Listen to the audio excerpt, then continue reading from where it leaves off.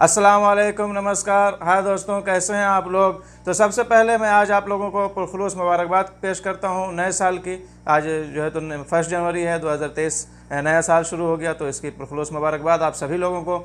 उसके बाद मैं आज जो है तो आप लोगों से बात करने वाला हूं सऊदी अरब से कुछ इम्पोर्टेंट अपडेट्स के हवाले से। कई सारी अपडेट्स हैं जिसमें सबसे इम्पोर्टेंट जो फ़ीस बढ़ाने की बात है, अकामा तजदीद की और खुरूज औदा की, तो इसके बारे में बात करेंगे। कानून इस तरह जो है तो बदलते रहते हैं, आते रहते हैं नए नए, जिसमें कुछ इंसान के फ़ायदे वाले होते हैं, कुछ घाटे वाले होते हैं। तो बहरहाल इस तरह का ही कुछ नया कानून लागू होने वाला है, तो उसके बारे में बात करेंगे। और भी कुछ इस तरह की खबरें हैं। तो इससे पहले कि बात शुरू किया जाए, अगर से चैनल को सब्सक्राइब नहीं किया है तो सब्सक्राइब करके बेल आइकन को भी प्रेस कर लें, ताकि आप लोगों तक वीडियो आसानी से पहुंचती रहे। और वीडियो को पूरी लास्ट तक देखें ताकि सही जानकारी हो सके, इसलिए कि जो लोग भी सऊदी अरब में रहते हैं, जाहिर सी बात है खुरूज औदा यानी कि छुट्टी पर भी जाते होंगे, तो उनको ये सब चीज़ें समझना ज़रूरी है।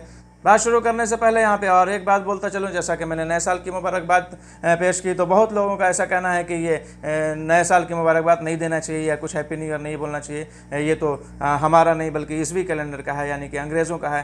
तो ऐसा कुछ भी नहीं है। जो काम गलत है वो काम आप चाहे नए में, चाहे पुराने में, चाहे कभी भी करेंगे वो गलत रहेगा। लेकिन हैप्पी न्यू ईयर यानी कि नया साल मुबारक हो, ये बोलने में कोई हर्ज नहीं है, इसलिए कि जाहिर सी बात है, अल्लाह करे सबके लिए जो है 2023 मुबारक साबित हो।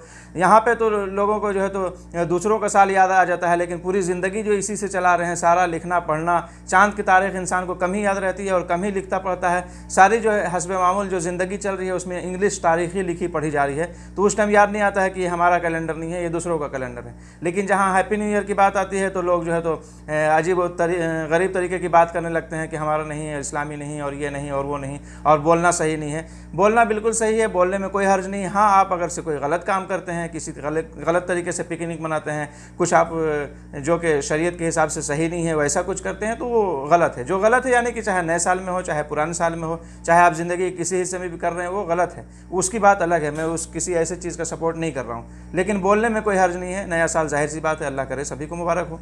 ठीक है, अब बात शुरू करते हैं। जैसा कि मैंने कहा कि नियम कानून जो है तो बदलते भी रहते हैं और नए आते भी रहते हैं। इसी तरह जो है तो पहले जो कानून था, यहाँ से जो लोग खुरूज औदा जाते थे यानी कि एग्ज़िट एंट्री पर जाते थे, उनका जो है तो एक्सटेंड नहीं होता था, यानी कि अगर से टाइम पे आ गए तो आ गए, नहीं तो उसके बाद नहीं आ सकते हैं।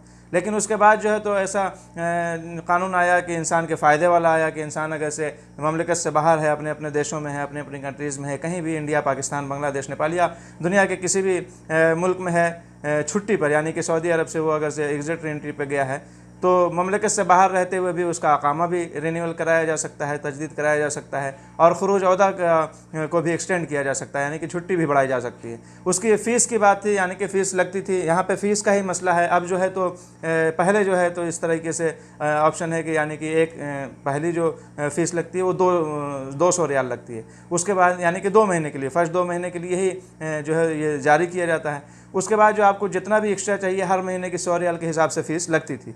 लेकिन आप चाहे ममलिकत से बाहर रहें, चाहे ममलिकत में ही रहें, यानी कि आपका एग्ज़िट एंट्री जारी कराया जा रहा हो या एक्सटेंड कराया जा रहा हो। लेकिन अभी जो नए नियम के तहत आप लोग यहाँ पे उर्दू न्यूज़ की भी फ़ोटो देख सकते हैं, जिसमें ये लिखा हुआ है कि जो लोग भी यानी कि ममलिकत से बाहर हैं, अगर से वो लोग अकामा के तजदीद में भी दोगुना और एग्ज़िट एंट्री को एक्सटेंड करने की फ़ीस भी जो है तो दोगुना कर दी गई है। ठीक है, तो जैसे कि आप अगर से ममलिकत से बाहर हैं और आपको यानी कि छुट्टी पे गए हुए हैं और टाइम पर नहीं आकर, और आप जो है तो उसमें इजाफा कराना चाह रहे हैं, छुट्टी को बढ़वाना चाह रहे हैं, तो अब महीने की जो है 100 रियाल नहीं बल्कि 200 रियाल नहीं, दोगुना बताया गया है। जितना भी फ़ीस है उसको दोगुना कर दिया गया। चलिए, ये तो ठीक है। जैसा कि आप लोगों ने सुना होगा कि अब छुट्टी जाना मुश्किल हो गया, तो अब छुट्टी जाने वाले मुश्किल कुछ भी नहीं हुआ है, बस थोड़ा सा यानी कि फ़ीस में इजाफा डबल कर दिया गया है, जहाँ तक इसके एग्ज़िट एंट्री को एक्सटेंड करने की बात करें। लेकिन अगर से अकामा की बात करें तो अकामा तो जाहिर सी बात है, कमर्शियल वर्कर का अकामा बहुत ज़्यादा का है, 9,600 रियाल का कुछ इस तरह का अकामा बनता है।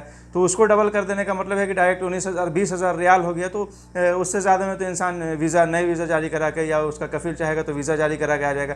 एक्सटेंड करने का तो कोई मसला ही नहीं है, एक्सटेंड करने की ज़रूरत कब पड़ेगी। लेकिन अगर से कोई एक्सटेंड करना चाहता है तो यहाँ पे फ़ीस डबल हो जाने की बात बताई गई है कि एग्ज़िट एंट्री के एक्सटेंड की भी और अकामा के तजदीद की भी फ़ीस जो है तो डबल कर दी गई। तो ये थोड़ा सा उदास करने वाली बात है इंसान को, कि इसलिए कि पहले जैसा कि मैंने कहा जो शुरू किया गया वो सभी को खुश करने वाला था और बहुत ही अच्छा अपडेट था कि ममलिकत से बाहर रहते हुए भी इंसान जो है तो एग्ज़िट एंट्री को भी और अकामा को भी बढ़वा लेता था, यानी कि तजदीद हो जाता था, रिन्यूअल हो जाता था और एग्ज़िट एंट्री भी एक्सटेंड हो जाती। लेकिन अभी जो है तो होगा, सब कुछ बंद नहीं किया गया है, लेकिन फ़ीस में इजाफा क्या बल्कि डबल कर दिया गया, फ़ीस को डबल कर दिया गया। यहाँ पे ये आप लोग उर्दू न्यूज़ की फ़ोटो देख सकते हैं। यहाँ पे जो है तो सऊदी काबीना ने मुल्क से बाहर रहने वाले सभी के लिए ये कानून बनाया है, ठीक है। इसी तरह मुल्क में मौजूद गैर मुल्की मल्टीपल खुरूज अदा कराना चाहें तो उनके 3 महीने का जो है 500 रियाल लगेगा, जिसमें हर इजाफी महीने के 200 रियाल वसूल किया जाएगा। लेकिन अगर से ममलिकत से बाहर रहते हुए इसको एक्सटेंड कराना चाहेंगे तो 200 के बदले उनको 400 रियाल जो है तो पे करना पड़ेगा। तो यहाँ पे इसको में भी डबल कर दिया गया है। मल्टीपल खुरूज अदा के हवाले से भी बताया गया है, जो कि पहला 3 महीना 500 रियाल का जारी किया जाता है, उसके बाद हर इजाफी महीने यानी कि 1 महीने का जो है तो 200 रियाल होता था, अब जो है 400 रियाल पे करना पड़ेगा, यानी कि ममलिकत से बाहर रहते हुए। ममलिकत में अगर से आप हैं तो हर महीने का 200 रियाल लगता है, लेकिन अगर से ममलिकत से बाहर अपने अपने देश चले गए, वहाँ से अगर से आप एक्सटेंड कराना चाहते हैं तो इसका फिर मल्टीपल खुरूज अदा का भी यही बताया गया है कि डबल लगेगा, ठीक है, यानी कि 400 रियाल हो जाएगा, 200। और बात करते हैं ममलिकत में बारिश इस साल तो बहुत ज़्यादा हो रही है। जैसा कि यहाँ पे आप लोग उर्दू न्यूज़ की फ़ोटो देख सकते हैं कि जद्दा, राबग और खलीज के तमाम तालीमी इदारे जो है तो बंद कर दिए गए हैं। ऑनलाइन तदरीस होगी, एतवार के दिन ये बंद रहने का ऐलान किया गया है कि एतवार को ये तालीमी इदारे बंद रहेंगे। यहाँ पे सऊदी गज़ट की भी न्यूज़ है और उर्दू न्यूज़ की भी फ़ोटो आप लोग यहाँ पर देख सकते हैं, मैं शेयर कर रहा हूँ। तो इस तरीके से बारिश बहुत ज़्यादा इस बार हो रही है, ख़ास करके जद्दा तरफ देखा जाए तो। ऐसे अलर्ट भी जारी किया गया है बाहा, मदीना मनव्वरा, कसीम, रियाद और शिरकिया में, यानी कि वेस्टर्न रीजन में बारिश जो है तो यानी कि बेशतर कमिश्नरों में ज़्यादा से ज़्यादा जगहों पे जो तो बारिश होने का इम्कान है।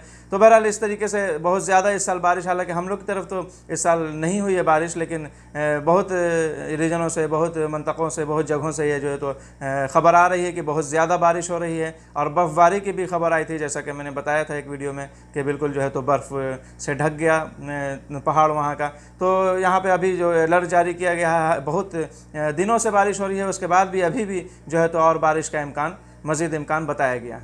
अब बात करते हैं, जैसा कि हर महीने की रिपोर्ट आती है, तो इस महीने भी सऊदी अरब में 15,328 गैर कानूनी तारिकीन को गिरफ़्तार किया गया है। तो हर हफ्ते यानी कि 15,000, 14,000, 13,000 इस तरीके की कुछ रिपोर्ट आती है, जिसमें सबसे ज़्यादा तादाद जो है तो अकामा कानून की खिलाफ वर्जी करने वालों की ही होती है। उसके बाद बॉर्डर सिक्योरिटी लॉ और लेबर लॉ के कानून का उल्लंघन करने वाले को गिरफ़्तार किया जाता है। तो इस साल भी आप लोग देख सकते हैं एक बड़ी तादाद यानी कि 15,328 लोगों को गिरफ़्तार किया गया है।